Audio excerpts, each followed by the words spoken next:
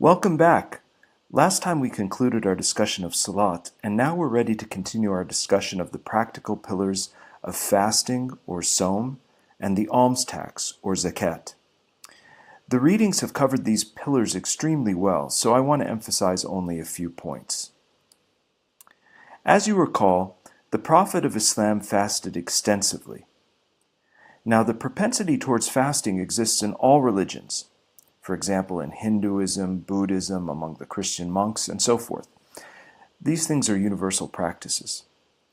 In Islam, this was made into an institution by divine revelation. Again, of all the major religions of the world, there's no religion which is so stringent and difficult in its demand of fasting for the whole of the community as Islam is.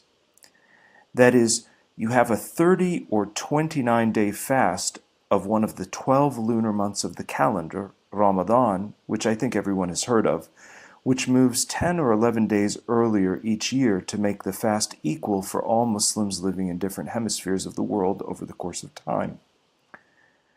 The fast is required of all Muslim men and women, again from adolescence until death, with the exceptions outlined in the readings, such as illness, travel, pregnancy, nursing a baby, for very elderly people, and so forth. Fasting is only required if the body can hold up. You have to be able to do it from a health point of view. Now, the Islamic fast is somewhat different from the fasting of pious Jews who fast for 24 hours during the holy days, or pious Christians during Lent. As you remember, Islamic fasting is total abstinence from all eating and all drinking, from the first moment of dawn until sunset, for 29 days or 30 days, depending on the lunar calendar.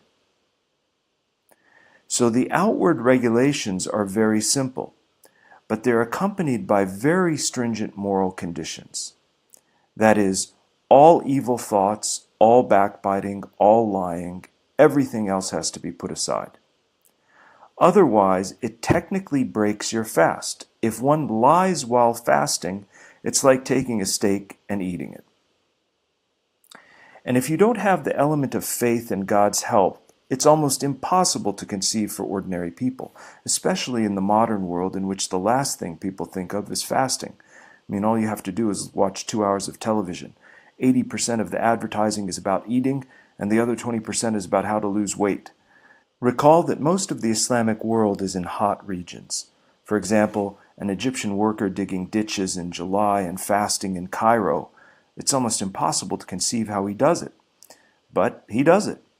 The body has so much more energy than we think, so many inner resources that we don't think of. And one of the greatest miracles of fasting is to reveal to us these elements of our own body of which we are not aware. The meal we don't eat is supposed to go to the poor. In any Islamic city in Ramadan, anyone can have almost anything to eat at sunset. There's so much food available, kebabs and so forth.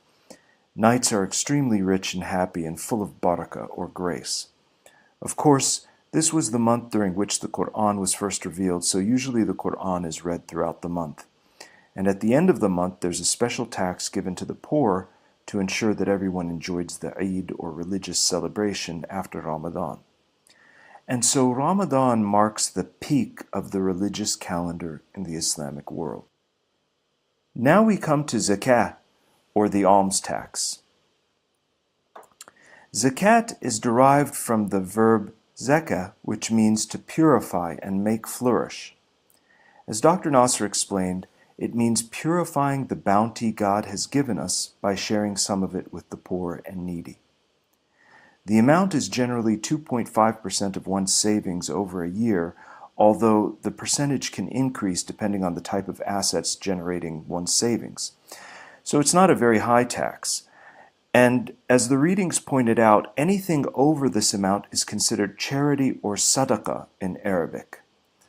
And this has played a huge role in Islamic society, such as in education, orphanages, hospitals, dispensaries, support for the poor, and so forth. There's just one point I want to highlight regarding our reading on Zakat. On page 16 of the Vision of Islam, the 5th paragraph discusses the hierarchy of the pillars in the context of Salat and Zakat. The Salat are unconditional. whereas zakat is conditional on our ability to save. This suggests that getting one's relationship with God right through salat is primary, and that we have to set our own households straight before we're able to truly help others in their households through zakat. This is a very important spiritual lesson that applies in many areas, I think. That concludes our discussion of sawm and zakat, and next time we'll turn to the pilgrimage or hajj.